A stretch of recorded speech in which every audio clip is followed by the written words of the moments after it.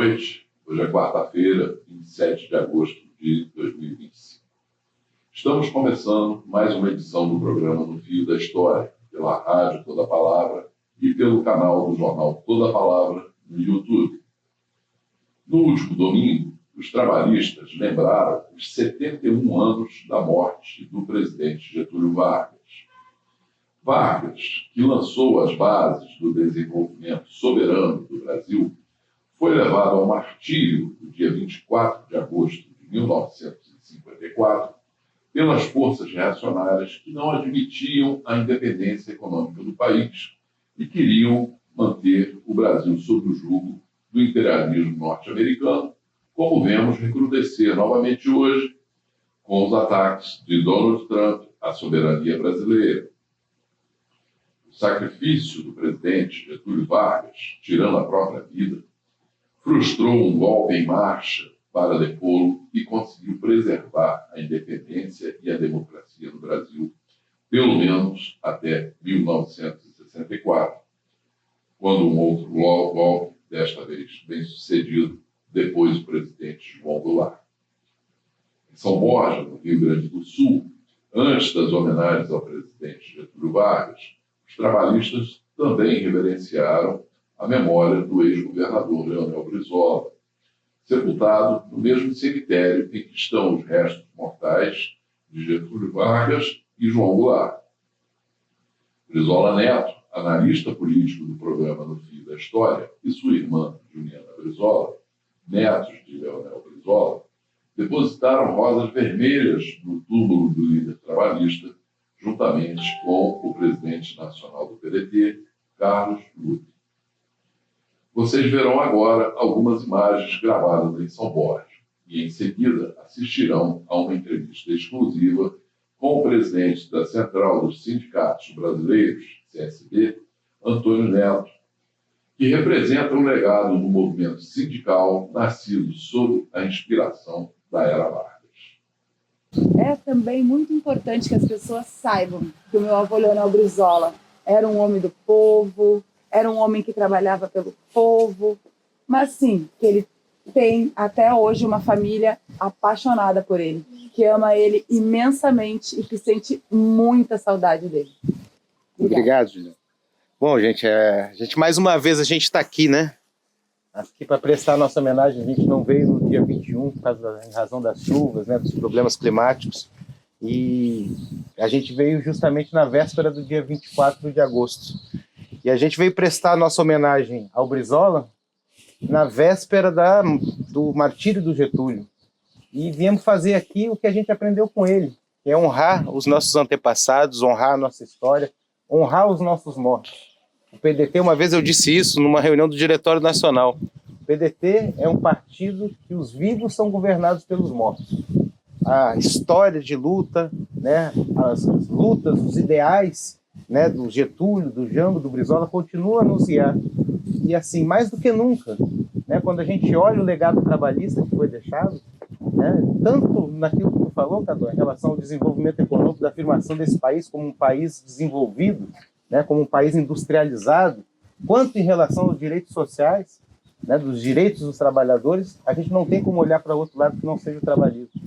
O Getúlio, em tempos que a gente anda discutindo, falando sobre golpe militar, né, interferência na soberania nacional, o Getúlio ele se fez chefe de uma revolução, como ele mesmo disse, venceu, e venceu porque foi de fato um processo revolucionário, que mudou a história política, econômica e social do Brasil. O Getúlio pegou um país entregue às oligarquias de Minas e São Paulo, ele acabou com a política do café com leite, inaugurou a justiça eleitoral, deu direito de voto às mulheres e criou de fato uma democracia no sistema político brasileiro. O Getúlio pegou um país agrário e transformou numa das maiores economias industriais do planeta. E o Getúlio deu aos trabalhadores brasileiros direitos e garantias muito antes dos trabalhadores americanos e dos trabalhadores franceses. Os direitos trabalhistas foram vanguarda do Brasil para o mundo. E esse exemplo de transformação, né, esse exemplo de conquista de direitos e garantias, é um exercício permanente, é um exercício que tem que se tem que se conquistar a cada dia. A tentativa e os interesses internacionais sobre o Brasil, eles continuam. Basta ver o que a gente está vivendo agora, né? Essa atenção toda que o governo Trump dá ao Brasil não é por acaso. Estão de olho, como sempre tiveram, nas nossas riquezas. Estão de olho, como sempre tiveram, em explorar o trabalhador brasileiro para obter cada vez mais lucros, para acumular cada vez mais riquezas. E o trabalhismo sempre foi o anteparo, sempre foi quem resistiu a tudo isso.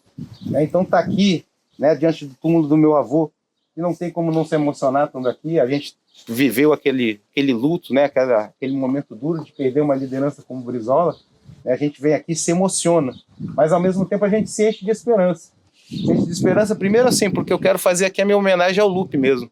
O Lupe assim, quando o meu avô morreu, e foi uma comoção muito grande, tanto aqui no Rio Grande do Sul quanto no Rio de Janeiro, a manchete do Globo do dia seguinte: morre o trabalhismo. Assim que ele falava, assim que o Globo falou, noticiou a morte do Brizola. E o Lupe, ao longo desses 22 anos, né, o Lupe ele segurou esse partido, com todas as dificuldades de suceder um líder do tamanho do Brizola, manteve esse partido vivo, manteve esse partido representativo, manteve esse partido com protagonismo e, acima de tudo, com coerência. O PDT, sob o comando do Lupe, nunca desviou 1 milímetro dos princípios que nos foram deixados pelos nossos antepassados. Lembramos esse mês os 71 anos de morte de Getúlio Vargas, um presidente que não apenas governou, mas mudou a história do Brasil. Vargas foi o líder que trouxe dignidade ao povo brasileiro e que garantiu aos trabalhadores voz, direitos e proteção. Foi ele quem criou a carteira de trabalho, garantiu o salário mínimo, instituiu a CLT e definiu a jornada de 8 horas, conquistas que até hoje protegem milhões de brasileiros e brasileiras. Mas Vargas foi além das conquistas sociais. Ele acreditava no Brasil como nação soberana e independente. Foi o presidente que criou a Petrobras, o petróleo é nosso, afirmando que as nossas riquezas deveriam servir em primeiro lugar ao povo brasileiro. E também foi quem valorizou a presença feminina na vida pública, garantindo às mulheres o direito de votar e de disputar cargos eletivos, reconhecendo seu papel político e social. Por tudo isso, Vargas foi mais do que um governante, foi um divisor de águas na história nacional, o líder que redefiniu os caminhos do Brasil. Esse legado não parou com ele, foi levado adiante por Leonel Brizola e segue vivo no nosso partido. O PDT é o guardião dessa história e continua firme na luta por empregos de qualidade, por oportunidades iguais e pela defesa da soberania nacional. Lembrar Getúlio Vargas é também reafirmar os compromissos que movem o trabalhismo, proteger os trabalhadores, defender as nossas riquezas e lutar por um Brasil mais justo e humano. O tempo não supera a obra de Getúlio Vargas. Ele permanece vivo na memória e no coração do povo brasileiro. E é essa chama, acesa por Getúlio e mantida por Leonel Brizola, que inspira a caminhada do nosso partido e fortalece nossa luta por um país mais digno, soberano e democrático. O Fio da História tem o prazer de receber hoje, aqui nos estúdios da rádio Toda a Palavra, um líder sindical que, como dizia o nosso governador Leonel Brizola, veio de longe. Antônio Neto, presidente da Central dos Sindicatos Brasileiros. Neto é getulista, palmeirense, casado com Rosa Maria e pai de 3 filhos. Marisa, Fernando e César Augusto. Nasceu em Sorocaba, no interior de São Paulo, e teve o privilégio de nascer em um berço revolucionário. Cresceu e se formou respirando a luta dos trabalhadores, acompanhando a trajetória do seu pai, Garino Fernandes dos Santos, dirigente comunista e líder dos ferroviários de sua cidade natal. comigo aqui no estúdio, além do Neto, o Brizola Neto, que é neto de quem o nome já diz. Neto, é um prazer receber você aqui nos estúdios da Rádio Toda a Palavra, do Jornal Toda a Palavra, em companhia aqui do Brizola Neto, para essa entrevista, para esse bate-papo sobre o movimento sindical brasileiro, o trabalhismo, a bandeira da soberania nacional, tão importante hoje em dia. Eu quero te dar as boas-vindas e queria que o Brizola Neto também fizesse a sua saudação. Cumprimentar você, Hertal, falar da nossa alegria, né, de estar recebendo aqui o Antônio Neto, que é uma referência do movimento sindical brasileiro. Né, a gente teve a oportunidade, em muitos momentos, né, de estar juntos, em muitas lutas importantes ali na afirmação dos direitos e das garantias do trabalhador brasileiro. E mais do que a alegria, né, é uma oportunidade para a gente estar debatendo a fundo, não só a questão sindical. Eu queria falar um pouco dessas origens aí, desse berço ferroviário, que tu sabe, né, o meu avô tinha nos ferroviários, meu avô Leonel Brizola tinha nos ferroviários uma categoria que ele respeitava demais. Ele dizia que os ferroviários eles cumpriam o papel de fazer a comunicação do movimento sindical, né, que foram eles ali os responsáveis por espalhar as primeiras lutas trabalhistas que tiveram muita repercussão no Rio Grande do Sul, ainda ali antes da década de 20, ainda 17, 18. Né, eu acho que isso é uma coisa interessante para a gente abordar, mas também da gente falar da atualidade. Né, a gente está aí, domingo fizeram 71 anos da morte, né, do nosso presidente Vargas, né, e acho que lembrar um pouco de Vargas, na verdade, é debater a atualidade, né? Perceber o que a gente está vivendo hoje, né? Um ataque feroz aí contra a soberania do nosso país. A gente lembrar o legado de Vargas é mais atual do que nunca. Então, te cumprimentando, né? Falando da alegria de te ter aqui com a gente para debater esses temas, eu acho que a gente podia começar aí por essa origem, né? Essa origem nesse berço sindical, lá em Sorocaba, nesse grande entroncamento ferroviário, que é um pouco ali da gênese do movimento sindical brasileiro, né? E se tu falar um pouquinho assim desse momento, assim, do como foi importante, e eu falo isso porque para mim foi muito importante, né? A gente nascer num berço em que dá para a gente o sentido da história, dá para a gente o sentido da luta social. Como é que foi contigo nascer lá em Sorocaba, filho de um sindicalista que liderava um movimento tão importante como foi os movimentos liderados pelos ferroviários de Sorocaba? Olha, quando começa a gente já vai ficando emocionado. Primeiro eu quero agradecer a oportunidade de estar aqui na Rádio Toda a Palavra, no Jornal Toda a Palavra, no Fio da História, conversando com o Brizola Neto, com você, Hertal, para que poder, né, falar um pouco de história, né? E o Brizola já vem com a história lá do Guarino. Quando fala do Guarino, eu tive a infelicidade, meu pai faleceu muito novo, ele faleceu com 63 anos de idade. Você imagina, ele fez 100 anos esse ano. E o Guarino foi uma liderança ímpar, daquilo que eu tenho pesquisado, que eu tenho lido, a Organização dos Trabalhadores. Ele dizia muito isso: a primeira organização do trabalhador é bom a gente sempre reconhecer bem no Porto, que o Porto traz toda a organização das lutas dos trabalhadores, que já vinha organizado em outros países, que já tinha organização. E sobe com a ferrovia, que era como se subia as coisas. E a Sorocabana era uma estrada de ferro estadual de São Paulo, que era a Estrada de Ferro Sorocabana.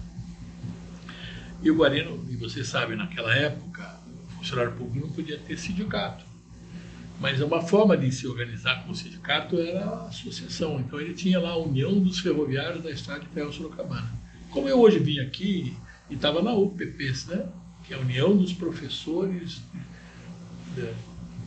da Rede de Ensino, e professores secundaristas, ou seja, era como se organizavam os sindicatos de funcionários públicos, até 88, quando a gente conseguiu introduzir na Constituição. Mas a organização dos ferroviários é exatamente isso que você falou, Carlito. Assim como o seu avô falava que levava as notícias, a organização, eu digo que a ferrovia levava até muito mais. A ferrovia interiorizava o progresso. As cidades nasciam ao longo da ferrovia, né? A ferrovia vai indo, nasceu, tem uma estação, em torno da estação. E o povo é tão ingrato, ou seja, conseguiram distorcer o papel de uma ferrovia, transformando numa coisa velha, distorcida, abandonada, por causa de todo o processo de industrialização e principalmente do rodoviarismo, essas coisas todas, que elas são um sinônimo de coisa velha, que as cidades que nasceram em torno daquela estação hoje querem retirar os trilhos da estrada de ferro de dentro da cidade e jogar para fora da cidade. Lembrar Juiz de Fora, está aqui o Córdoba, que é um companheiro lá de Juiz de Fora, companheiro da Central.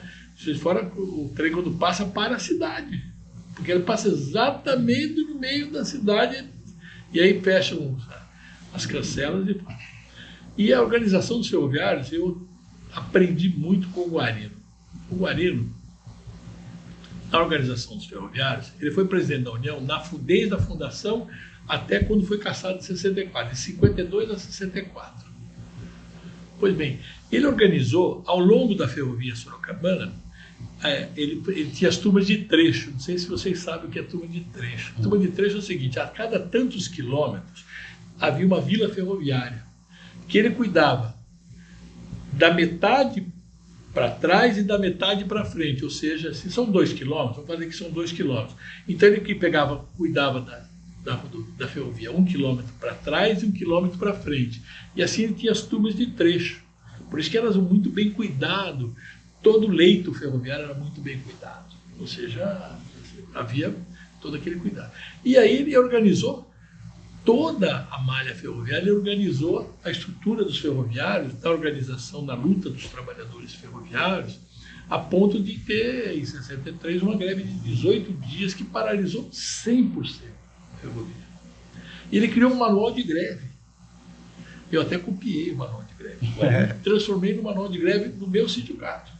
Quando, pela primeira vez, os trabalhadores de tecnologia de informação do Estado de São Paulo foram para a greve. Então nós organizamos, com base na estrutura que ele fazia, eu também molhei aqui, copiei, né? Porque a gente tem que aproveitar as boas ideias. E ele dizia o seguinte: o maquinista chega na estação, dia tal, hora tal, a partir das 0 horas vai parar. Então, se você está com o trem andando, para na próxima estação, desce, entrega as chaves de todas as coisas, e larga, desliga a locomotiva e sai. E os trabalhadores que estão lá, os ajudantes, desce todo mundo e vai embora. Se for de passageiro, mesma coisa. Primeira estação, parou. Então tinha toda uma organização para poder realmente... E a palavra era ordem. E nunca decidia nada sozinho. Tanto que quando uma vez ele recebeu uma homenagem, já retornando depois da anistia, e ele disse: essa homenagem eu recebo, mas não é homenagem a mim. Eu sou o ápice da pirâmide, ou a ponta do iceberg. Eu tenho uma diretoria de 50 dirigentes que também sofreram todas as agulhas que nós sofremos com a ditadura militar. Perderam seus empregos, a família, aquelas coisas todas. Então, isso aqui... E agora, depois de morto, aí, quando a gente fez 50 anos da ditadura, que a gente foi relembrar e poder dizer, não lembrar para não esquecer o que aconteceu, né? Nós fizemos uma homenagem no movimento sindical para os líderes sindicais que foram vítimas da ditadura, né? E o Guarino foi um deles. E quando pegamos o do Guarino, fizemos em Sorocaba e chamamos todos os diretores que foram junto com o Guarino, todos os 52, para homenagear cada um e todos, para dizer o quanto foi importante. Isso para que a família também soubesse que, apesar de todo o sofrimento que tiveram suas vidas destroçadas, tiveram suas vidas problematizadas por força da perseguição que a ditadura fez para todos os líderes sindicais da época, soubesse que o quanto importante foram esses companheiros para a história da luta da classe operária, para a luta do Brasil. Então, eu aprendo muito, porque a ferrovia era o que tinha de mais moderno, né? Eu fui trabalhar na ferrovia. Não sei se você sabe disso. Não sabia, não. Eu em 82, quando o Montoro ganha as eleições em São Paulo, em 83 eu fui para a FEPASA. E fui cuidar da área de tecnologia da informação. Eu fui superintendente de informática lá dentro. E fui para o Canadá conhecer como é que funcionavam as ferrovias canadenses, para poder trazer a mesma coisa. E implantamos muitas coisas moderna dentro da ferrovia. Mas a ferrovia era só carga. Então você imagine, para você montar um trem, o que eu quero dizer montar um trem? Quantas locomotivas serão precisas, quantos vagões para transportar aquela carga que tinha ali para levar para o porto, tirar de algum lugar e levar para o porto, coisa que vai. Então tudo ali a gente conseguiu automatizar tudo isso. Então você estava na frente do computador e começava. Sim. A locomotiva X começava e aí também na manutenção. Ou seja, trabalhei 22 anos na ferrovia, na FEPASA. Saí da FEPASA para o sindicato. Ou seja, era a coisa mais moderna. E eu trabalhando em tecnologia de informação, imagine, aí eu sentava numa reunião, por exemplo, uma reunião de trabalhadores de tecnologia ou familiares, ou qualquer coisa, o cara atrás do meu lado era um companheiro que fazia a mesma coisa que eu, era analista de sistema ou era gerente de sistemas, só que ele trabalhava na IBM. Então ele falava assim, eu sou gerente de informática da IBM. Todo mundo, uau! E eu dizia, eu sou gerente de informática da FEPASA. FEPASA, Como se fosse ferrovia. E desconhecendo. Desconhece o papel de uma ferrovia estratégico no desenvolvimento E do até país. como logística, né? Assim, com um custo muito mais baixo que o sistema rodoviário. Claro. Né? Muitos falam até que essa opção rodoviária que o Brasil fez lá na década de 60 foi uma opção imposta pelos interesses Com estrangeiros. certeza. Para você ter uma ideia, a Sorocabana ela sai de São Paulo a Epitácio, Presidente Epitácio, são 600 quilômetros. A rodovia Raposo Tavares foi construída ao lado da ferrovia. Você vai cruzando com a ferrovia o tempo todo. Você vê. Quer dizer, não fez nem correção de trecho, porque a ferrovia, quando ela nasce atendendo os diversos interesses. Ela vai aqui, ela vai pegar o produto aqui, ela dá a volta dentro das fazendas. Então ela fica muito mais longa. Mas com o tempo, por exemplo, a Castelo Branco, que veio depois, que é uma rodovia importante de São Paulo, ela faz uma reta de São Paulo a Presidente Prudente. Perfeito? Até Presidente Prudente. É uma rodovia enorme. Só que aí ela saiu daquela história. Mas a Raposo Tavares, ela acompanha toda a malha ferroviária, ou seja, para competir deslealmente, porque Sim. a malha rodoviária, essa é uma coisa que vale a pena pesquisar, é tudo a fundo perdido. O Estado vai, constrói a rodovia, repara a rodovia, põe pedágio, melhora a entrega para a iniciativa privada, mas é tudo a fundo perdido, não há dívida. A FEPASA, para construir um trecho novo, para reformar, para eletrificar, era empréstimo internacional. E esse dinheiro via pela FEPASA, o Estado ficava com dinheiro. Veja, até isso aconteceu dentro das ferrovias estatais. Os empréstimos não iam para as obras. Não iam para as obras. Você comprava coisas... O superintendente da FEPASA foi premiado na França por gerar emprego na França, por comprar a eletrificação de Uberaba a Santos. Que coisa, hein, né? Sabe, essas coisas, você vai entender o quão são pusilânimes, o quanto são canalhas, o quão são servis, lacaios, já naquele tempo. Sim. De comprar produtos, por exemplo, da França ou de outros países, para botar na ferrovia e endividar a ferrovia e não utilizar o dinheiro. E, ao mesmo tempo, quem está vendo agora na questão da soberania, né? Não ter uma visão estratégica, né? Inclusive de usar aquele setor até para desenvolver, fazer um encadeamento produtivo, né? Daqui a pouco está produzindo trilhos, está produzindo...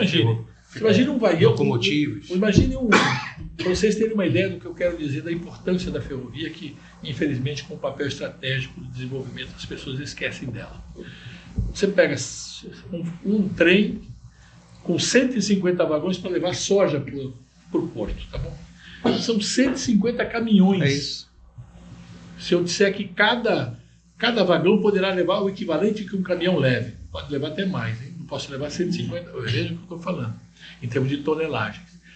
Não degrada a estrada, não tem degradação de poluição, não tem nada, porque vocês sabem que o diesel é chumbo puro, né? Essas questões, a gente tem o biodiesel até para aliviá-lo, mas... E aí eu faço ela desce para Santos, ela entra no porto e não faz um congestionamento. Imagine 150 caminhões, eu estou falando de um trem só, não estou falando Uma de única locomotiva. uma única locomotiva com 150 vagões, duas locomotivas com 150 vagões, descer para o porto. Entra no porto, não causa nenhum problema. 150 caminhões, fica uma fila, como você vê lá em Tubarão, lá embaixo do Paranaguá, aquela quantidade de caminhões, quilômetros de caminhões. Derrubando soja pelos cantos da rodovia. Sim, É isso aí. Agora me diz uma coisa, Neto, assim, você falou que seu pai dirigiu essa Associação dos Ferroviários de Sorocaba de 52 a 64. a 64. Ele pegou ali o final ali do governo Vargas, né, um dos momentos mais importantes ali do governo Vargas, ali, no momento de criação da Petrobras, da Eletrobras, e toda aquela crise, né, que culmina ali no 24 de agosto. Vem daí a tua origem getulista, o teu alinhamento ao getulismo? Para dizer que eu acho que a gente, mais do que nunca, a gente está no fio da história aqui, né? Está vendo? Olha, o Guarino tem umas coisas muito interessantes. Sorocaba tinha o Lago do Líder. O Líder era um cinema que tinha atrás da Sorocabana, das oficinas da Sorocabana. E é ali que faziam as grandes assembleias dos trabalhadores. Uhum. E naquele Lago do Líder, vários dirigentes sindicais, vários trabalhadores foram presos e foram espancados porque criaram uma torre de madeira em defesa do petróleo nosso. O petróleo é nosso. O petróleo é nosso. Porque ninguém queria que o petróleo fosse nosso. É inacreditável isso. Sim. Então a história nos mostra isso. Né? Eles vinham aqui para dizer que era um absurdo. Um país que não tem petróleo criar uma empresa de petróleo. Não tem, e não existe petróleo no Brasil. É. Nós já fizemos sondas aqui, não tem. E vejam o que a gente tem de petróleo. Né? E aí o Guarino, com essas histórias, ele também foi, como ele foi do PUA, do Parque de Unidade de Ação, ele foi também do CGT, Comando Geral dos Trabalhadores, teve muita proximidade com Jango, ou seja, tem toda uma história de ligação, porque eles têm, acima de tudo, que hoje está faltando, porque nós perdemos a narrativa, então, e é por isso que é importante uma rádio com toda a palavra, um jornal com toda a palavra, um podcast, o Fio da História, porque nós precisamos reverter a narrativa. Nós estamos perdendo a narrativa da questão da soberania, da questão da importância estratégica do país e do lado de cada um, de que lado que está. Então, o reconhecimento que se tinha do que foi Getúlio Vargas, e olha em São Paulo, porque nós estamos falando de São Paulo. Quando eu falo aqui, eu estou falando de São Paulo. São Paulo, a elite, tanto que o PT nasce no ABC, e é bom lembrar isso todas as vezes, anti-getulista, anti-CLT. E nós somos, dentro desse fio da história, defensores de Getúlio, defensores da CLT. São Paulo comemora 32, né, Neto? Eu queria até abrir uma janela aqui, Neto, porque você tocou num ponto importante. Né? Nós temos um problema que tem data de 1932, né? A Revolução Paulista, né? Chamada de constitucionalista, né? O Getúlio vai, enfrenta, né? e até enfrenta com firmeza, né? Mas depois faz as concessões que São Paulo queria, né? Uma revolução que foi feita praticamente quando já se tinha uma constituinte convocada ali, né? Mas ali cria-se, né, talvez ali um problema histórico, né, do trabalhismo em São Paulo. Né? E aí vem aquela questão toda, a fundação da USP, aqueles intelectuais paulistas, né, de certa forma não, avessos ao trabalhismo, avessos ao nacionalismo. Não é nem avesso ao trabalhismo, é mais a Getúlio. Sim, e o movimento sindical, o trabalhismo e o próprio movimento sindical que se desenvolve, né, como o caso do movimento lá dos ferroviários, do seu pai, né, ainda muito assim, fiel ao trabalhismo, fiel ao getulismo.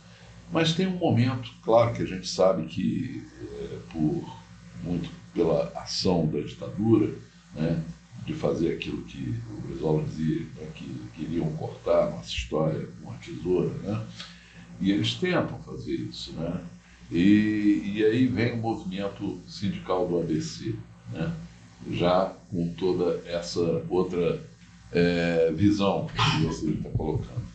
Como que a gente pode definir hoje a questão sindical em São Paulo, né? como que o trabalhismo hoje se coloca em São Paulo, principalmente, dentro também do que o Brizola estava puxando a questão, né,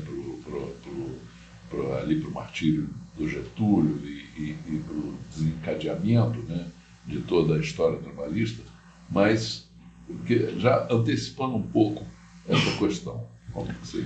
Olha, você tem razão desse rompimento da elite paulistana, porque a elite paulistana, e não só paulistana, como também a paulista, muito problema com Getúlio. Eu não engoli o Getúlio. Mas o povo, pelo contrário, se você pegar as eleições de 50, em São Paulo, Getúlio teve mais votos do que teve no Rio Grande do Sul, percentualmente falando. Teve 54% dos votos paulistas. Ou seja, o povo trabalhador tinha uma paixão por Getúlio. Isso nós sabemos. Mas a elite, terrível. E como o PT nasce no ABC, nasce nas mãos da elite, eu diria, intelectualizada, buscando um sindicato forte, que estava tentando romper com uma série de coisas, de umas dificuldades que a ditadura impunha de negociação coletiva, qualquer coisa, ele nasce de forma muito torta. Tanto que já estão fazendo meia-culpa atualmente, né? Pelo menos eu escuto o presidente Lula toda vez que conversa comigo, ele se... Importante esse meia-culpa, né, Neto? Ele se refaz sobre isso. Durante muito tempo. Eu acreditar. Ele fala CLT, até da CLT. Falava que comparava com aquela carta de Lavoro. Eu falei, vocês nunca leram a história. O Lula pediu perdão ao Brizola aqui no Rio, pela questão da educação, de combater o CIEP. Veja, ainda bem que está fazendo isso, que é o mínimo que as pessoas que têm seriedade no trato da coisa pública reconhecer. Mas veja, quando o Lula foi eleito em 2002, o secretário-geral da CUT, o João Felício, ele vai dar uma entrevista ao Diário Popular de São Paulo e diz: nós vamos rasgar a CLT.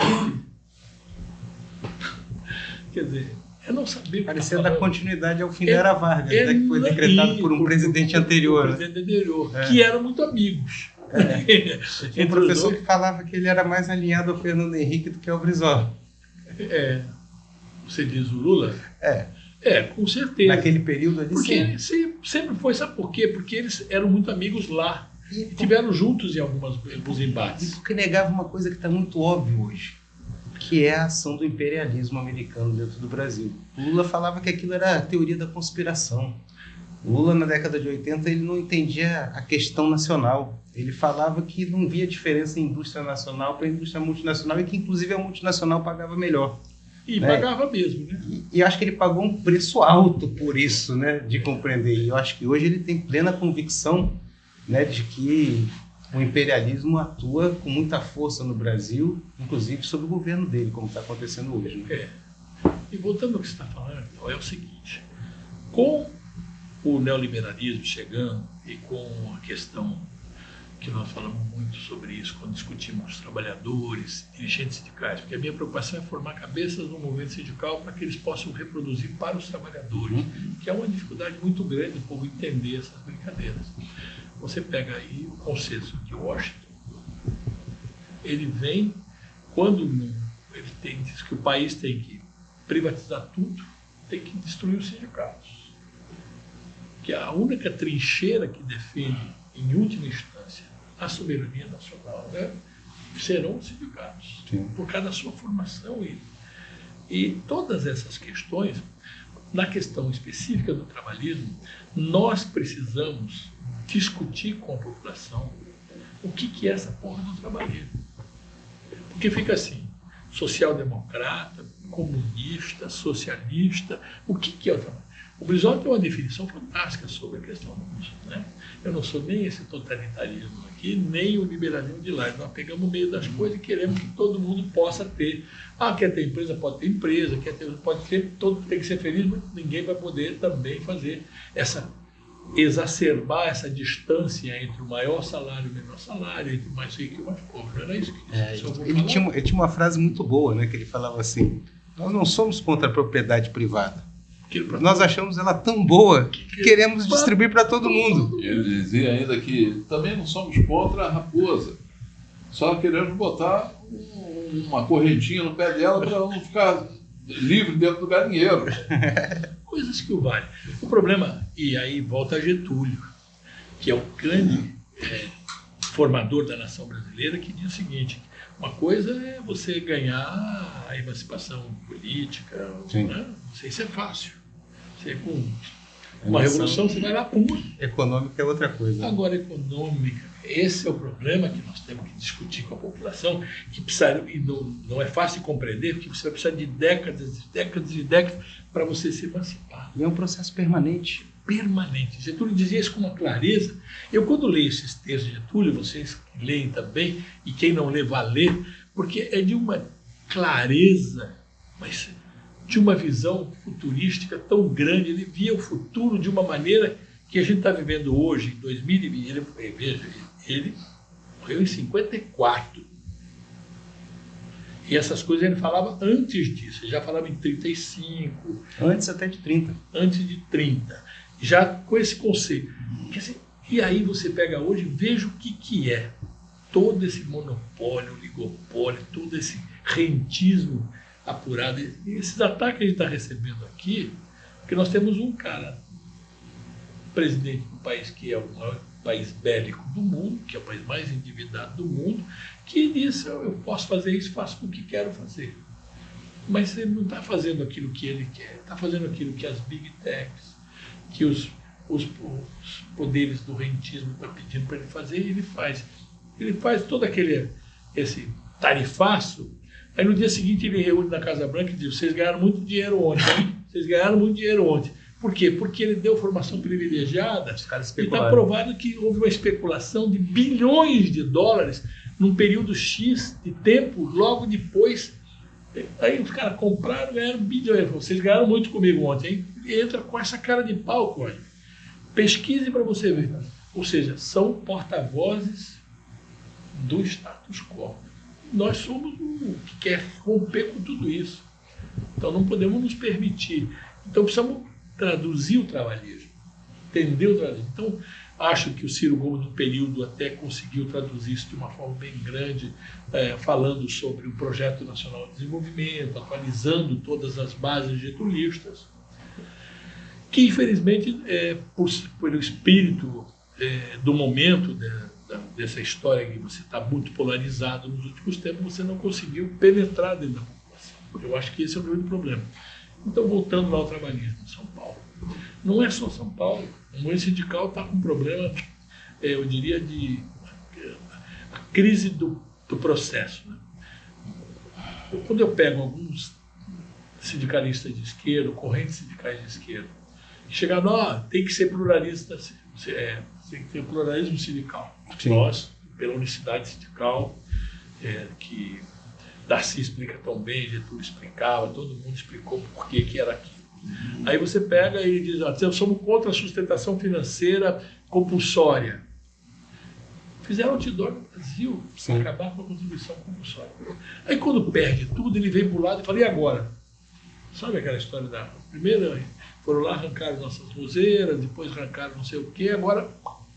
Eu tive duas experiências ainda lá no Ministério do Trabalho, né? Que, assim, deixaram isso muito claro na minha memória. A primeira, eu fui chamado para um congresso nacional da CUT, em São Paulo. E aí eles marcam o Congresso Nacional da CUT para o dia 9 de julho. Né? E aí eu fui, né? Marquei, e aí tive lá, né? E aí eu não tive como não falar, né? Que me admirava a maior central sindical brasileira marcar o seu Congresso Nacional justamente no 9 de julho, né? No dia que marcava a reação da aristocracia paulista aos avanços da legislação trabalhista. Pronto, fui manchete da Folha de São Paulo no dia seguinte, né? Brizola Neto fala contra a Revolução Constitucionalista. E assim, o outro episódio que eu tive foi uma visita do Sérgio Nobre, que na época era alto dirigente da CUT também, justamente querendo avançar na reforma sindical. Então, assim, você falou muito bem, Neto, assim, essas questões aí, contra a unicidade sindical, eles ainda não conseguiram avançar, mas em relação ao financiamento, ao fim do imposto sindical, hoje essa é uma realidade do movimento sindical. O que aconteceu de lá para cá?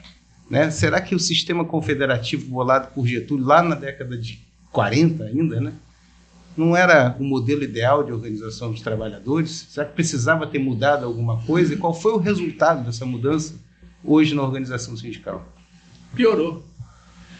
E é bom lembrar que durante a Constituinte, lá na discussão do artigo 8º, o Lula, então deputado constituinte, faz uma proposta de emenda dentro do artigo 8º para acabar com o sistema confederativo. Ou seja, a consciência dele na época era essa.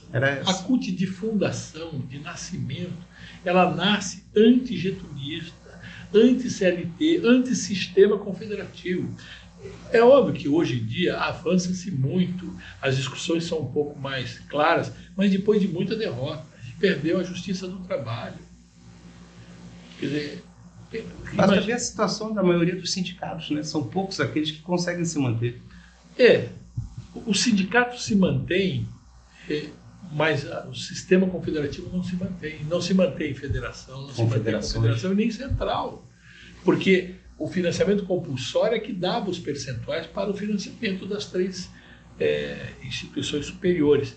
Mas hoje nós estamos fazendo um fórum das centrais e uma unidade das centrais de, pelo menos, conseguimos convencer a imensa maioria desse fórum que o inimigo principal está ali e que nós temos que estar juntos para derrubar aquele momento. Tanto que já não se fala mais em alterar o artigo 8º, que é onde está preservada a unicidade sindical. Então a própria CUT abriu mão dessa história do pluralismo, das suas direções, porque a base sempre foi pela unicidade, né? Mas abriu mão dessa luta porque diz o seguinte: se eu colocar hoje, e acho que até a estratégia dele está correta, se colocar hoje no Congresso Nacional uma PEC que altere o sistema do artigo 8º, destrói tudo. Aí não sobrará pedra sobre pedra. Sim. Pois é, mas agora nós estamos diante da seguinte situação: o país está sendo atacado, sob ataque do imperialismo, nós estamos sendo, nossa economia está sendo agredida por um país estrangeiro, por um país imperialista, e o que resta hoje para todos nós, inclusive para o governo e para o PT, é a bandeira da soberania levantada por Getúlio, né? e do nacional desenvolvimentismo.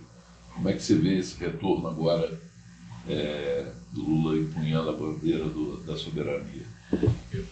Independente de falar de Lula ainda, eu queria dizer o seguinte: para mim, particularmente, isso foi uma bênção. Porque acordaram as pessoas, né? Acordou a esquerda no Brasil, a esquerda no Brasil estava muito fluida, ela se perdeu. Um país que tem 36 partidos, você consegue entender que tem alguma coisa errada nesse contexto. E também alguns partidos que se dizem de esquerda não praticam efetivamente as discussões mais profundas e mais sérias. E se a palavra correta talvez seja assim, se afeiçoou, não é afeiçoou, qual é a palavra, meu Deus, deixa eu buscar uma palavra correta, porque eu não gosto de falar uma palavra que não seja correta, concilia com as coisas. Então se concilia com o neoliberalismo. Acho que a gente diz o seguinte: vamos fazer um neoliberalismo não selvagem. Então, veja que essa conversa é verdadeira. Então convive com juros bancários, esses corchantes como está por aí, e se justifica, não, porque precisa, eu não tenho outra alternativa. Não há outra alternativa de segurar a inflação se não for através dos juros altos. Balela? É balela. Nós sabemos que é. Todas essas questões, a hora que vê uma agressão dessa, essas pessoas, pera, deixa eu ver o que está acontecendo aqui, vem para o lado de cá. Sim. E vem buscar ajuda pro lado de cá. Política industrial, por exemplo, né? Era um palavrão você falar em política industrial. E nós falávamos isso o tempo todo. No Projeto Nacional de Desenvolvimento, você tem que reorganizar a indústria. E vou dar um toque para vocês entenderem como é que a gente avançou nessa relação com as demais centrais. Na pandemia, nós reunimos o Fórum das Centrais, ele nasce aí nessa pandemia. E que a gente precisa fazer que as indústrias se reorganizem. Porque a gente dizia para os governadores, para os parlamentares, os prefeitos. É inacreditável que o Brasil não tenha capacidade de produzir máscaras, que não fosse capaz de produzir respirador, seringa, agulha e toda a expertise que nós tínhamos de vacinas. Veja que coisa maluca que é isso. Então a gente fez reuniões com governadores, com prefeitos, para fazer o reordenamento da indústria. E diz o seguinte: isso tem que ser que nem uma guerra. Na guerra, o que aconteceu nos Estados Unidos? Vou pegar um exemplo lá que vocês gostam muito de ouvir dos Estados Unidos. O que fazia os Estados Unidos? A sua indústria faz sapato, você vai fazer bota para soldado. Então ela passa a produzir coisa para a guerra. Ah, você fabrica carro, então vai fazer tanque, porque precisa produzir para a guerra. Então nós temos que produzir para enfrentamento. Então vamos fazer máscara, vamos fazer seringa, vamos fazer, que é o complexo de saúde que o Ciro falava no Projeto Nacional de Desenvolvimento, não é isso? Ou seja, e conseguimos avançar em muita coisa. Teve empresa, eu vou falar que a empresa Meias Lupo só não faliu por causa disso. Ela fez uma reversão de processo industrial em máscaras e com isso segurou-se. Veja, gel, álcool e gel, essas coisas. O Brasil foi importar essas coisas. Veja o que estavam importando. E você tem aqui o etanol, tem o álcool, tem tudo aqui. Então, ali nasceu a unidade nossa, a ponto de trazer doações da China para comprar respiradores para o Brasil. Doação da Venezuela, que todo mundo fala e xinga, mas a Venezuela botou ar, oxigênio no Amazonas. Verdade.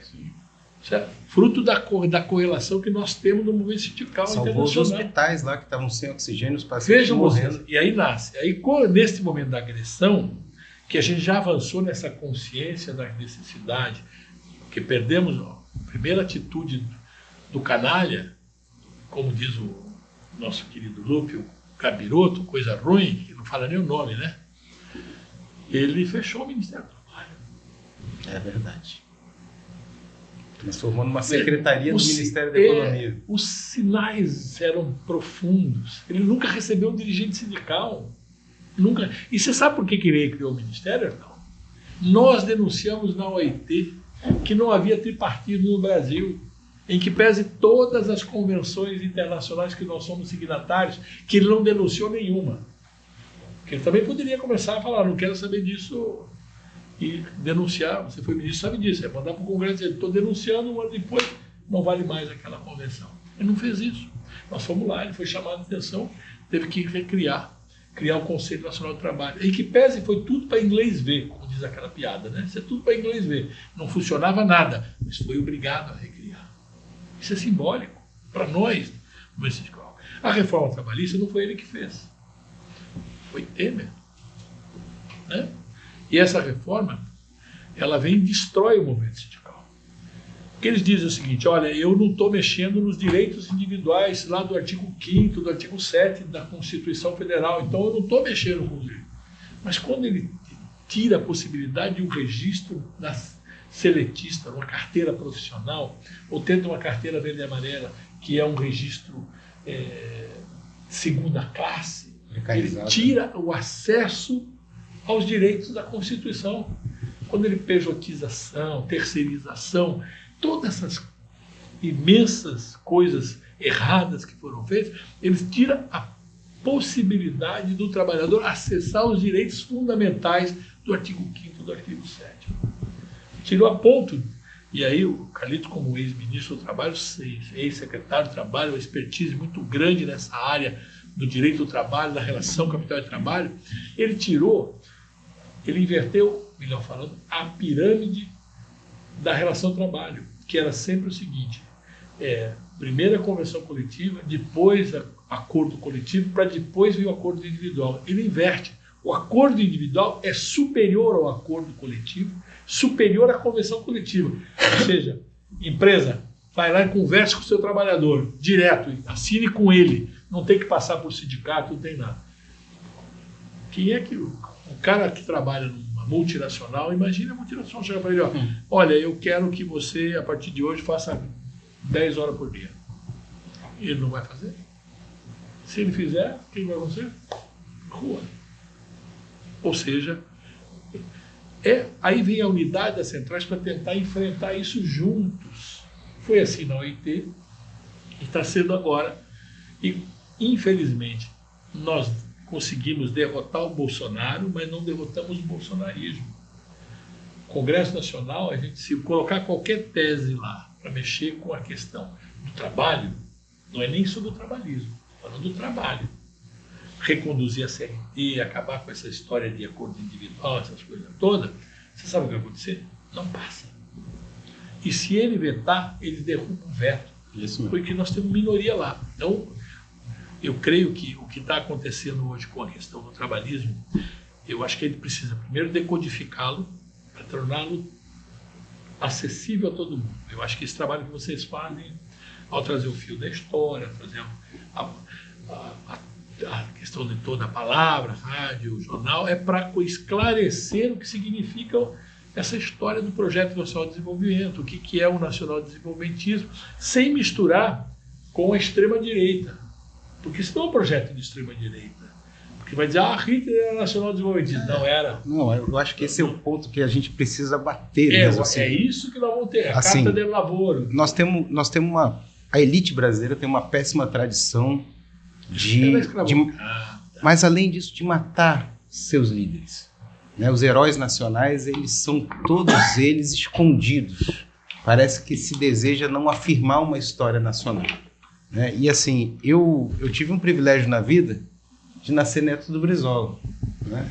E até eu perceber o que isso me dava de diferente, eu conheci o Getúlio no banco da escola como um ditador, né? Como alguém que rompia a democracia, como alguém que tinha dado um golpe de Estado em 1930. E eu acho que é muito importante a gente dar o conceito dessas coisas, né? A começar pela própria Revolução de 30. Né? A gente fala assim, isso demarca a diferença de um líder revolucionário para um golpista, como é o caso do Bolsonaro. Né? Em tempos que está se falando tanto em golpe militar, que se fala que o golpe de 64 foi uma revolução, eu acho que é importante a gente ir no conceito das coisas. Sabe? Então, assim, você pega lá o Norberto Bobbio, né? O que define um processo revolucionário? É a transformação política, econômica e social de um país. Né? Então, o processo que revoluciona a ordem política, econômica e social é um processo revolucionário. Um processo que rompe a democracia e o Estado de Direito para conservar determinadas coisas, como a submissão aos interesses internacionais, como a retirada de direitos e garantias do mundo do trabalho, como uma economia voltada, né, justamente para os interesses do setor financeiro, né, pela completa extinção da presença estatal na economia, né, isso é golpe. Então esse conceito é importante a gente demarcar. E por que o Getúlio é sim? Por que 1930 é sim um movimento revolucionário? Para muito além do levante armado que houve, né? Houve a tomada de quartéis lá no Rio Grande do Sul, né? Houve a tomada de guarnições militares em Minas Gerais, no Rio de Janeiro, né? Mas é principalmente justamente por essa transformação. Né? Getúlio rompe com uma política dominada pelas oligarquias de Minas e São Paulo, que se revezavam no poder, sem nenhuma lisura no processo eleitoral, né? E cria a justiça eleitoral, dá o voto às mulheres, né? Aprofunda, de fato, a democracia no país, instaura, de verdade, a democracia no país. Na questão econômica, o Getúlio ele transforma um país agrário numa das maiores economias industriais e dá ao país um ciclo de desenvolvimento econômico que perdura por mais de 50 anos. E na questão social, por mais que tentem falar diferente, foi o período em que se criou as condições, né? se criou o regime de direitos e garantias no mundo do trabalho, porque a mulher passou a ter direito a voto, porque se criou o Ministério da Educação, o Ministério da Saúde. Enfim, a questão social passou a deixar de ser tratada como caso de polícia, que era antes tratada no Brasil, e passou a ser direito do povo brasileiro. Então, isso é a gente demarcar a diferença, que é justamente a gente fazer essa revisão da história, né, e romper com a história que nos é contada. Até hoje, você vai para os bancos, eu falo isso porque minha filha hoje está cursando o ensino médio, né? E eu dou a ela lá o livro do Zé Augusto Ribeiro para ela fazer os debates lá.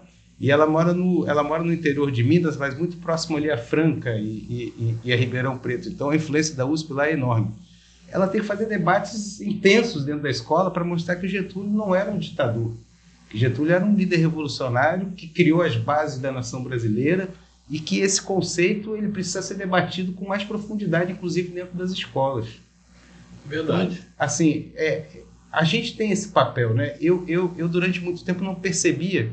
Eu, muito cedo, por nascer neto do Brizola e ver a devoção que ele tinha ao Getúlio, né, eu comecei a compreender que o Getúlio não era aquele cara que me ensinava na escola.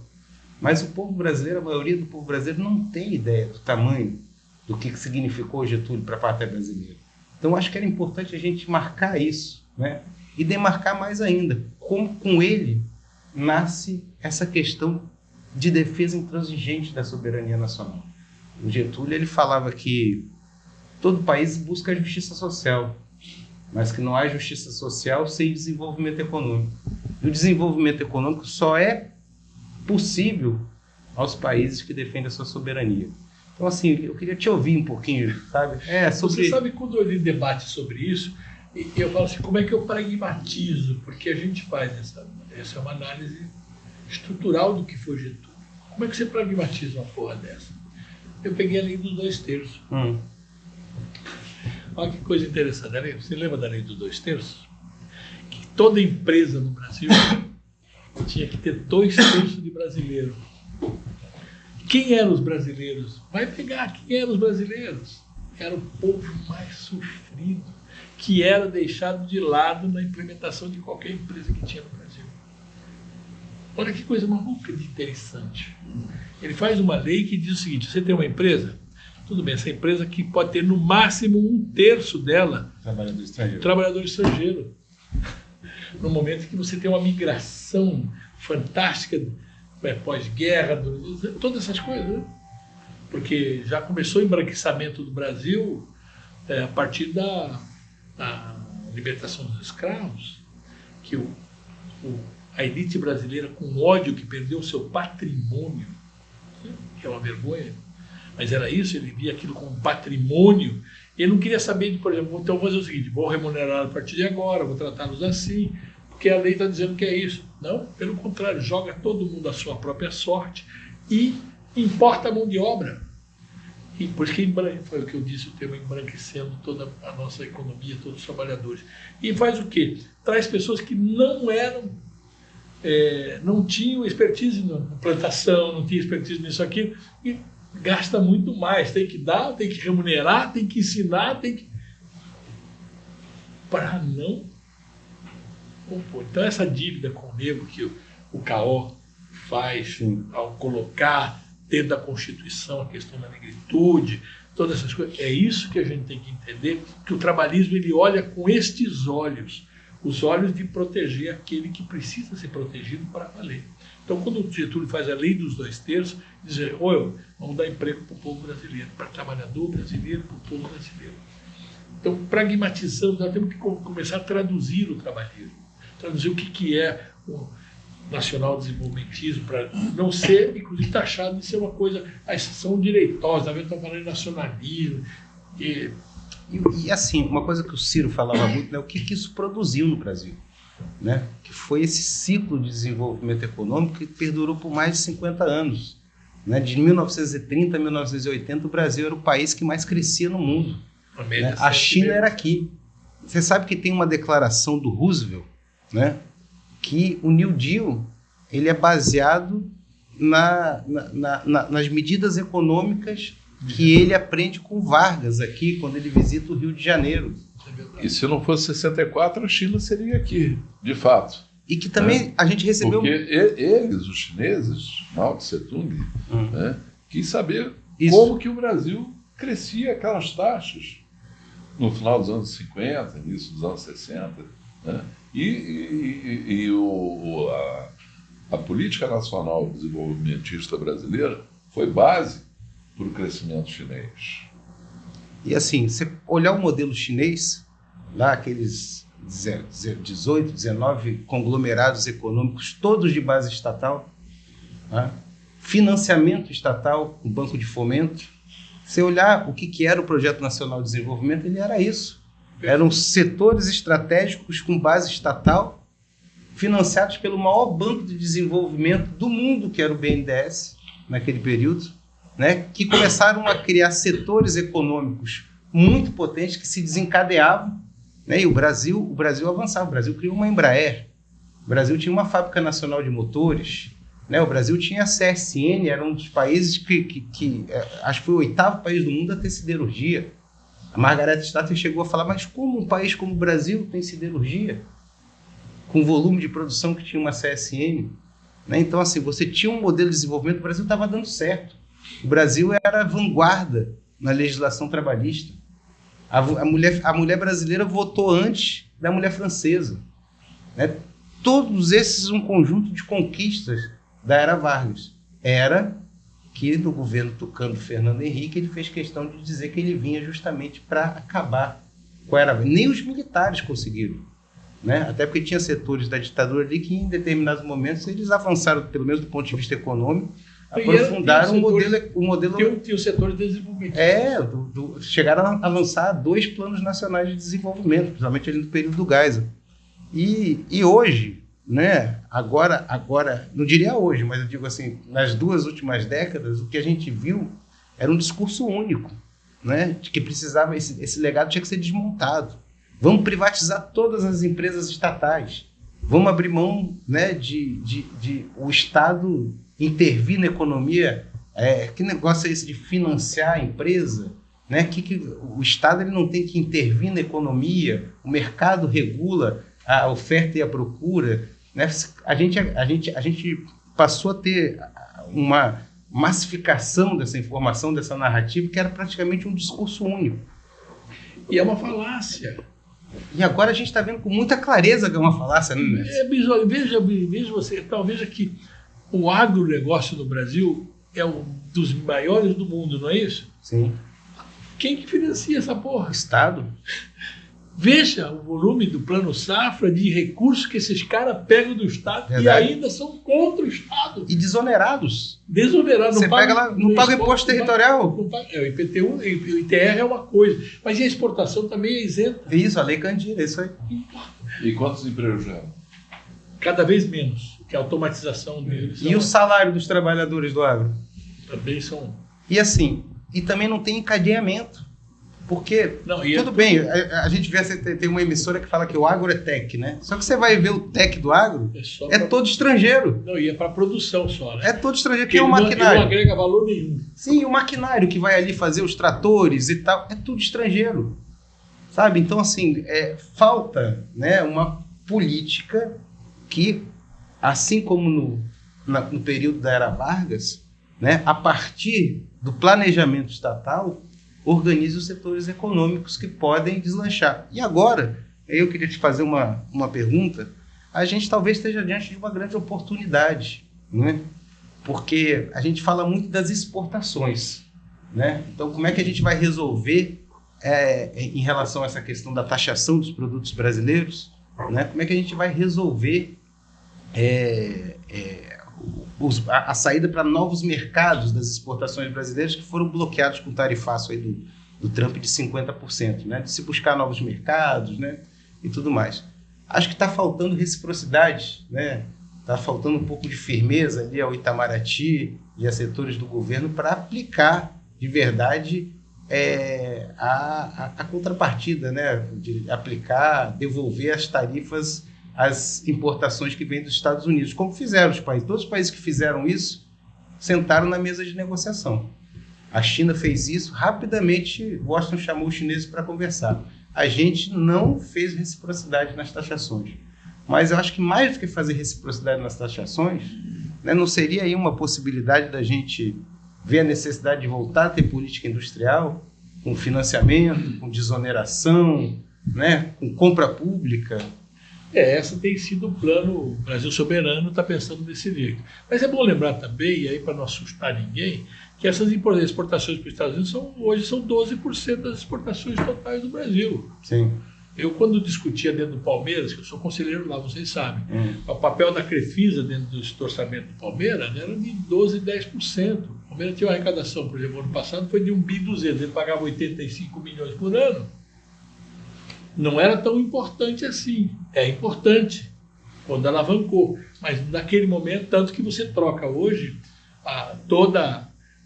o financiamento do Palmeiras hoje são várias empresas, dá quase 200 milhões por ano, quase o dobro ou mais. Então esses 12%, e dos 12%, metade dela já foi tirada a oneração. E aí você sobra 4 ou 5%. Ou seja, não há para ficar com tanta onda que dá para desviar. São poucas coisas. E se não tiver desviar para exportar, põe no mercado interno. Bota para o povo comer. Eu vou contar uma historinha para você. O Brasil, num determinado momento, junto com os Estados Unidos, fez um bloqueio para o Iraque. Por causa da guerra do Iraque lá com o Kuwait. Lembram disso? Acho que foi em 2002. Acho que foi isso. Nós exportávamos muito para o Iraque. Nós construímos uma ferrovia no Iraque, rodovias no Iraque. Eu lembro que a FEPAS ia participar de uma licitação para operar a ferrovia. Exportava carro para o Iraque, frango, um monte de coisa. E por força desse pacto de bloqueio ao Iraque, nós não pudemos exportar mais nada para lá. Você lembra dos Passates? Jogou tudo para o mercado interno. E eram carros com muito mais itens de segurança, porque o nacional sempre foi prejudicado. É só lembrar que cinto de segurança, aqui se não teve uma lei, não punha o cinto de segurança, era opcional. E você tinha que exportar com cinto de segurança, com ar-condicionado, todas essas coisas. E aí nós tivemos a oportunidade de comprar os produtos que já estavam preparados para embarcar, para poder botar para dentro do nacional. E assim vai ser com os produtos, e produto café, fruta, essas coisas, joga para o mercado interno. Nós temos mercado interno. Tem demanda, né? Temos demanda para isso. Eles pensam que vão nos estrangular? Não vão. Agora, há um trabalho a ser feito para aumentar o volume de outros países para a gente poder exportar. E a gente tem condição de fazer isso. O complexo de vira-lata no Brasil é uma coisa muito triste. Eu, toda vez que estou no Rio, lembro de Nelson Rodrigues com aquela história, e muitos dizem, ele escreveu aquilo no ano da Copa de 58. Você sabia disso, pô? O artigo dele é em 58, quando o Brasil sai para a Copa, porque o Brasil também perdeu 54. Não foi só 50, perdeu 54 também. Aí em 58, e os caras já foi. E ele dá o complexo do vira-lata, que a gente pode usar a qualquer momento. Vale a pena pesquisar sobre esse texto, porque esse texto diz muito do que é o brasileiro, do que é a elite brasileira. Porque quem joga o povo para baixo são essas firmas de comunicações, as grandes redes de comunicações, e agora as grandes big techs com suas redes sociais que amassam a inteligência do povo brasileiro, deixam ele para baixo. E ele acredita nisso. Eu sou, e eu repito muito isso, da geração vitoriosa. Eu nasci em 52, então. Já nasci campeão. Já nasci campeão do mundo, certo? E é a geração que teve melhores coisas no futebol. Que país tem 5 campeonatos mundiais? Tinha musiquinha com o pé, com a mão, o Brasil era campeão, foi campeão com o Marister Bueno, foi campeão de basquete. Tivemos Ayrton Senna, tivemos na música a questão da bossa nova, no cinema, o cinema novo. Né? Olha, uma geração, derrotamos a ditadura militar. Agora é hora da gente poder recuperar todo esse entusiasmo, porque a gente teve momentos maravilhosos na nossa vida, mesmo durante a ditadura, para enfrentá-la, as organizações que se colocaram contra, alguns erroneamente na luta armada, essas coisas todas, mas tudo faz parte do jogo. Então, o que nós podemos fazer? É elevar a autoestima do nosso povo, do povo trabalhador, para que ele compreenda de novo o papel do sindicato, de novo o papel de um político.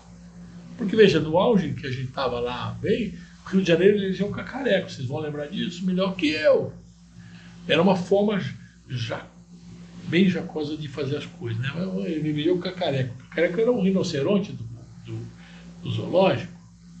Ou seja, nós precisamos agora, e é isso que eu acho que a gente pode até ter, nós temos um momento de muita responsabilidade no Brasil hoje. Que pese tudo isso que ele está conversando, da necessidade, nós vamos ter uma eleição ano que vem. Mas olha, a direita quer tomar de conta do Congresso Nacional. Imagine se ele faz maioria no Senado. Então nós temos uma responsabilidade. Nós temos que conversar com nossos familiares, nós temos que conversar com nossos amigos, os dirigentes sindicais têm que conversar com suas categorias, da responsabilidade que será essa eleição. O Senado vai ser preponderante nessa brincadeira. A Câmara Federal, você foi deputado federal. Quantos deputados ligados a nós tínhamos quando você era deputado? 130? Nunca passamos de 130 deputados. 130 deputados. Hoje nós temos 90. Sabe, para fazer aprovar um projeto de lei precisa de 257 votos. Então nós temos que ter pelo menos 150, 170, porque você puxa um pouco do centro para questões que possam ser alinhadas. Mas não pode deixar eles com 400 caras. Então a responsabilidade nossa, nós trabalhistas, nós herdeiros de Vargas, de Jango, de Brizola, de Darcy, toda essa história que nós temos aqui atrás de nós não podemos permitir que a gente possa fazer com que a elite escravocrata, fascista, ela possa fazer com que o povo brasileiro se amasse. Verdade. Que o povo brasileiro fique com a sua autoestima baixa, achando não dá certo, não vai dar. Dá sim. Nós somos muitos, somos fortes, somos competentes. Quantos países do mundo fabrica avião? Fala para mim, quantos fabrica avião? Quantos? 3? 5? E olha que avião, hein? Não é pouca coisa. É verdade. E olha que quase que o governo anterior, desde lá de... entregou, os caras foram incompetentes, porque na verdade eles não queriam fazer como eles fazem. Eles compraram aqui as fabricantes de defensivo agrícola nosso aí, né? Para fechar, compra para fechar. Agora, você sabe assim que estava vendo essa questão da representação do Congresso. Claro, é muito importante a gente estar chamando a atenção da importância das eleições parlamentares, né? De tentar formar, não digo nenhuma maioria, que seria um sonho, mas de formar uma base, pelo menos assim, que tenha proporcionalmente representativa ao tamanho da classe trabalhadora brasileira, né? Agora também a força da ideia, né? A força de um programa, ela mexe muito com o Congresso Nacional, né? Então eu percebi em alguns momentos, né, que a força de uma ideia, a força de determinado processo, ela acabava levando o Congresso Nacional. A gente aprovou ali no momento, no segundo mandato do presidente Lula, né, a gente aprovou coisas interessantíssimas. A gente aprovou a lei do salário mínimo. Aprovamos agora. A gente aprovou a mudança do marco regulatório do pré-sal. Não é brincadeira enfrentar o interesse econômico da indústria do petróleo. Nós aprovamos, mudamos a legislação. E o Congresso era tão ou mais reacionário como é esse hoje. Talvez um pouco menos, é verdade, né? Mas o Centrão estava lá. Estava lá o Eduardo Cunha, sabe? Estava lá a turma que representa esse centro aí oportunista. E esse centro oportunista ele se mexe muito de acordo também com a força das ideias, com a força das propostas. E eu acho que agora a gente está num momento talvez dos mais importantes desse novo período democrático, né? Um momento em que os acontecimentos devolveram ao governo a chance de unir boa parte dos brasileiros em torno de um projeto nacional e ter o projeto nacional como uma ideia força capaz de mobilizar o povo brasileiro de verdade, né? No sentido de a gente entender que a gente precisa se realizar como nação, de que é importante desenvolver nossas forças produtivas, de que a gente precisa potencializar a nossa economia, de que a gente precisa, enfim, assumir de fato um projeto nacional de desenvolvimento. A gente está com essa oportunidade na mão, os acontecimentos mundiais colocam isso na mão do governo. E eu acho que o governo tem percebido isso e tem assumido essa bandeira com clareza. E é claro, precisa dar consequência a isso. Você não acha que isso também é capaz de fazer com que haja uma mobilização tão grande do povo brasileiro que não há congresso que consiga segurar isso aí? Bom, o exemplo disso que você está falando é o projeto 2628 que a gente aprovou semana passada na Câmara, que é a regulação das Big Tech lá da questão... Isso aí. Né? A primeira coisa. Mas veja, nós temos aí 3 grandes projetos que nós vamos enfrentar juntos, que a gente já conseguiu ganhar a narrativa na sociedade. Imposto de renda isento a sua isenção até 5 mil. Quem é que pode ficar contra isso, né? Ninguém vai ficar contra isso. Não vai. Eles podem tentar adiar, mas não vai. Segundo, jornada 6 por 1. Essa discussão que a gente luta por redução de jornada há tanto tempo, que desde 88, que a gente reduziu de 48 para 44, e de lá para cá nunca mais reduziu. Mas a redução, que a gente faça 40 horas, não vai ser... Você tira o 6 por 1, porque o problema é você dar a condição. E a sociedade entendeu que ela está amassada nesse processo, que ela tem um dia por semana, e esse dia é insuficiente para ele poder descansar, curtir a família, qualquer coisa. Precisa acabar com isso. E o Congresso está apertado, não tem como dizer não. E a reforma tributária. Sim. Eu acho que a gente começa um novo jogo, que isso vai dar condição do Estado recuperar a sua forma, a sua fonte de investimentos, porque o Estado está com problema de fonte de investimento. Quando você tem 2 coisas terríveis, que são as emendas chamadas impositivas, e depois agora as emendas chamadas clandestinas ou secretas. Essas 2 emendas aqui, somadas juntas, estão em torno de 53 bilhões na mão do Congresso. E o presidente da República, o governo federal, está com 16 ou 17 bilhões para investimento. Aí é brincadeira. Há uma inversão institucional aí. É isso.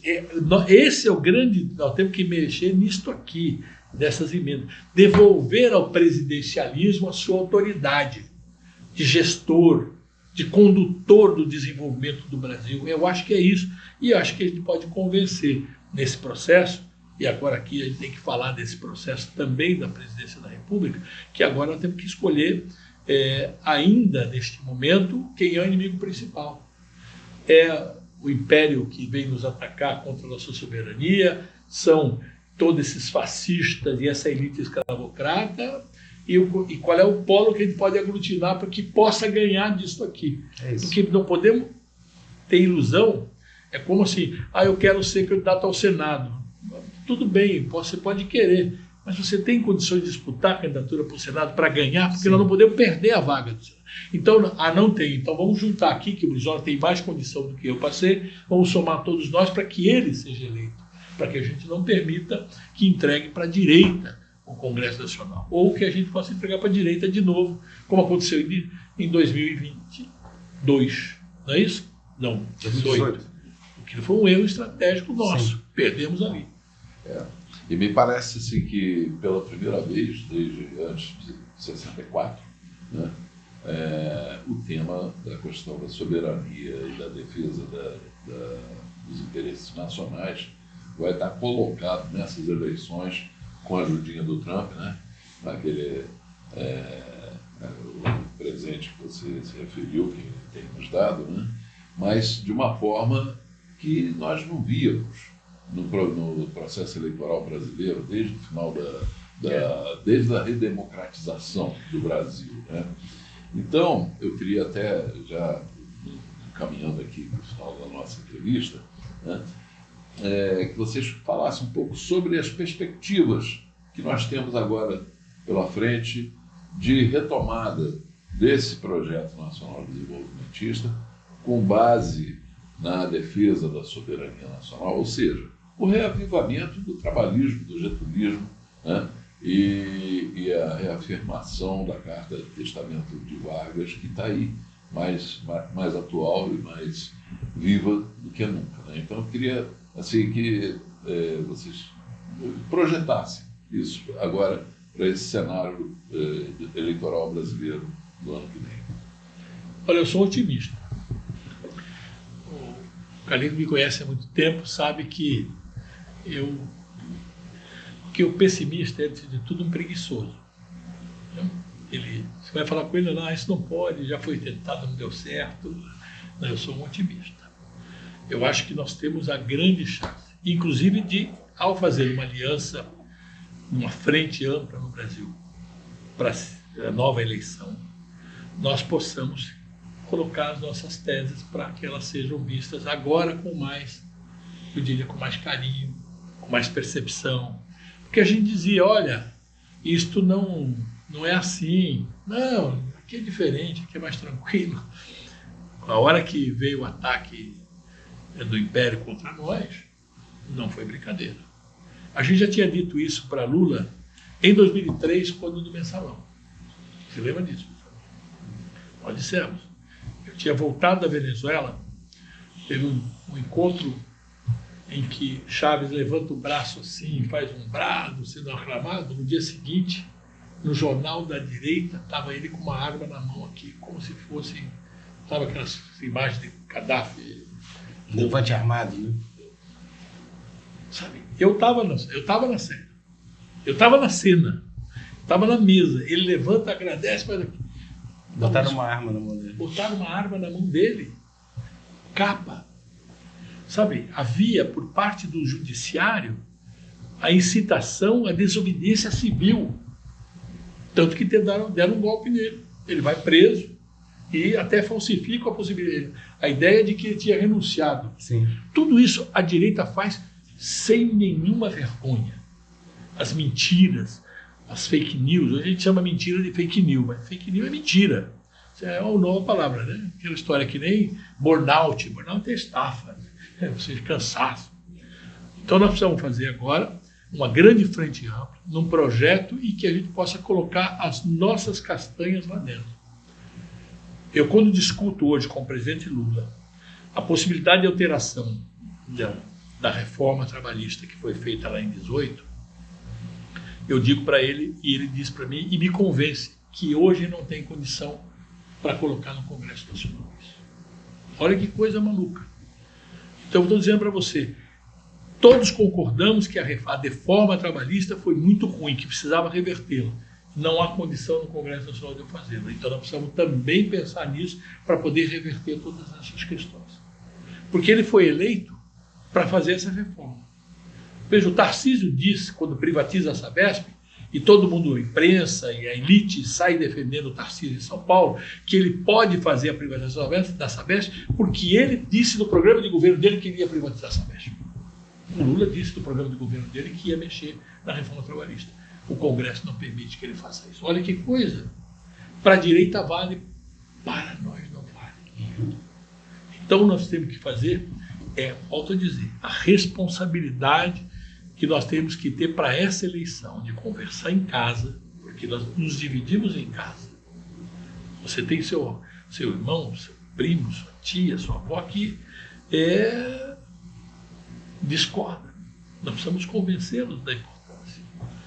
No bairro, no emprego, na categoria que a gente represente, da responsabilidade que nós vamos ter nas eleições futuras.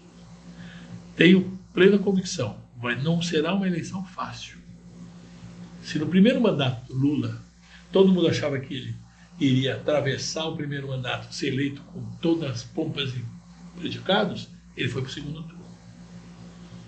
E aí se reúne todo mundo, faz uma frente ampla com ele para uma eleição. A ponto de o Alckmin foi o candidato, não foi? O Alckmin vestia a camisa da Petrobras, o símbolo do Correio, para dizer, não vou privatizar. E ia privatizar. Sim. Que não é esse Alckmin que hoje é vice-presidente, não, viu? Era o que estava encangalhado pelo PSDB do Fernando Henrique, que dizia o seguinte: Fernando Henrique, a gente se iludiu muito com esse cara. Ele é autor da teoria da dependência. Depois mandou dizer que era para rasgar os livros que ele tinha escrito. Veja, a teoria da dependência dizia assim, um país como o nosso não cresce se não for embaixo do país como os Estados Unidos. A dependência nossa é profunda. Isso é a tese dele na CEPAL. E a gente traz ele, bota ele de presidente da República para aplicar aquela porra lá. E ele aplicou as grandes privatizações.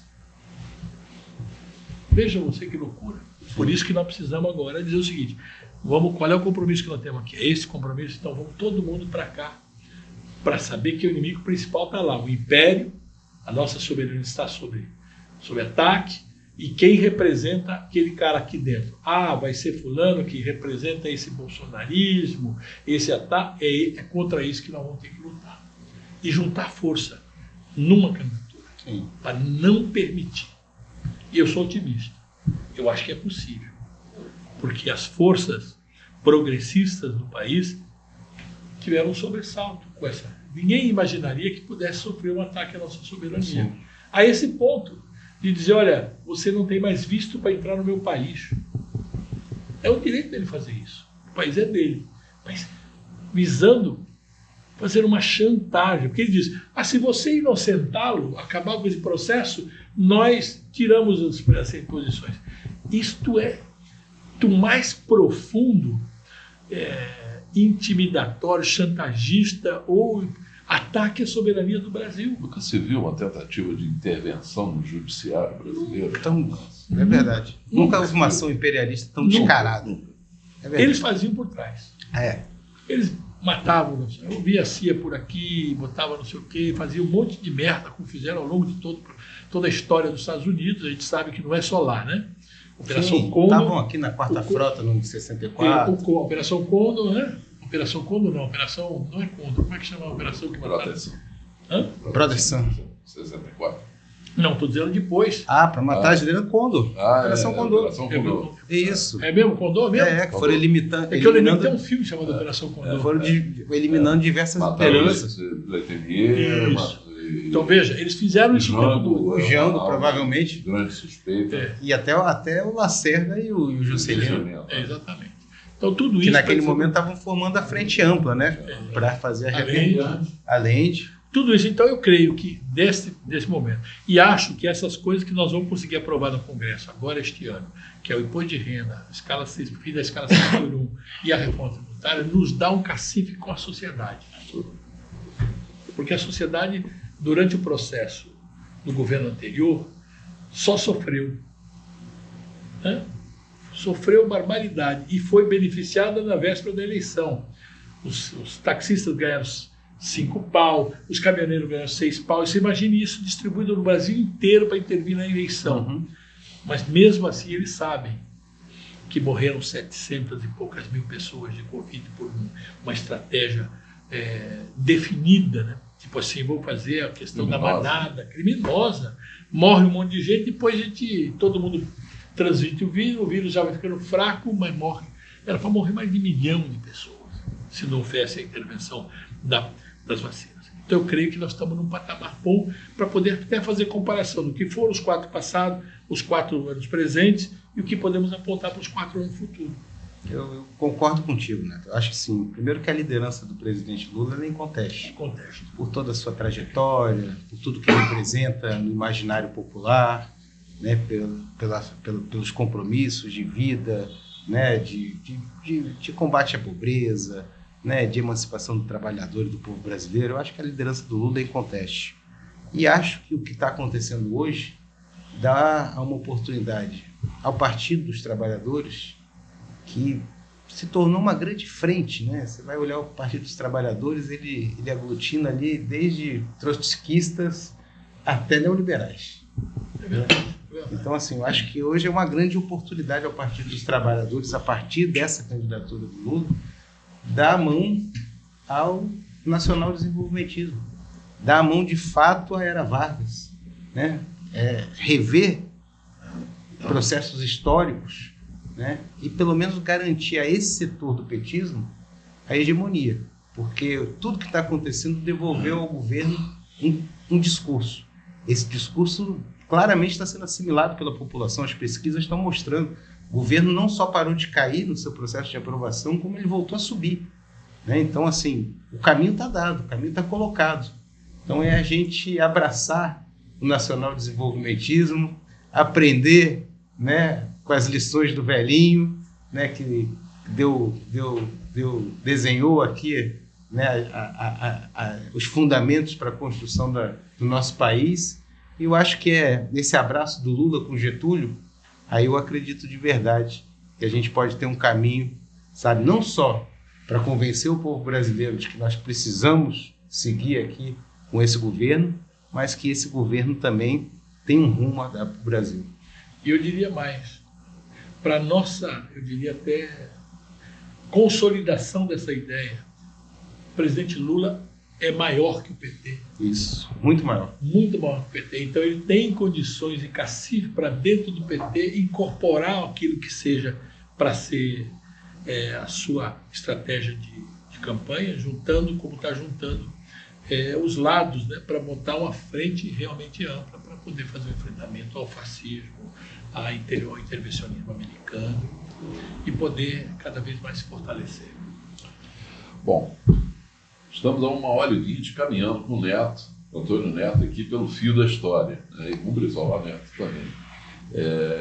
Acho que a gente poderia ficar muito mais tempo, né, mas eu acho que tivemos aqui uma grande investigação aí dos nossos valores históricos, né, na perspectiva que é a perspectiva que esse programa procura trazer, a perspectiva histórica das conquistas do povo brasileiro, né, e do futuro soberano do nosso país. Neto, muito obrigado, um grande prazer ter você conosco aqui no programa Fio da História, na rádio dos estudos aqui da Rádio Toda a Palavra. Brizola Neto, mais uma vez, valeu a parceria aí. Obrigado. Tamo junto. E suas considerações. Quem agradece sou eu, pela honra. Primeiro estar aqui com um amigo de muitos anos. Verdade, querido amigo. Que já fizemos coisas bonitas juntas. Verdade. Ele foi o primeiro cara que me sondou para vir para o PDT. É verdade. Não foi possível à época, mas é um grande amigo, uma história bonita e tem compromissos. Então esse tem compromisso. Esse tem, além de ter pedigree, a gente fala assim, além de ter pedigree, tem história. E que pedigree? Ele tem também por si mesmo, né? Sabe muito isso. E é um prazer compartilhar essas conversas com vocês. Eu quero ter outras oportunidades. Sem dúvida. Eu que te agradeço, viu, Neto, da ter oportunidade de debater. Né? Você vê que a gente fez um programa aqui que começou lá na década de 30 e terminou nas eleições do ano que vem, né? Com muita história, com muito conteúdo, né? E a alegria de estar mais uma vez do teu lado. Sei que você que foi companheiro em tantos momentos, nos bons e nos ruins, né? E que para nós é uma referência da luta do trabalhador brasileiro. Então, assim, para te agradecer a oportunidade de fazer esse programa e, com certeza, já estender um convite para novos programas, né? Então, o que ficou claro aqui é que a gente poderia fazer uns 10 programas aqui. Tem muito mais coisa para a gente falar. Isso aí. Vai ser um prazer ter você novamente aqui. Será uma honra. Bom, sigam o Toda a Palavra no YouTube, programa No Fio da História. E até a próxima. Antônio Neto, Brizola Neto, um abraço. Obrigado, Ertal. Um abraço. Obrigado, Ertal. Até a próxima.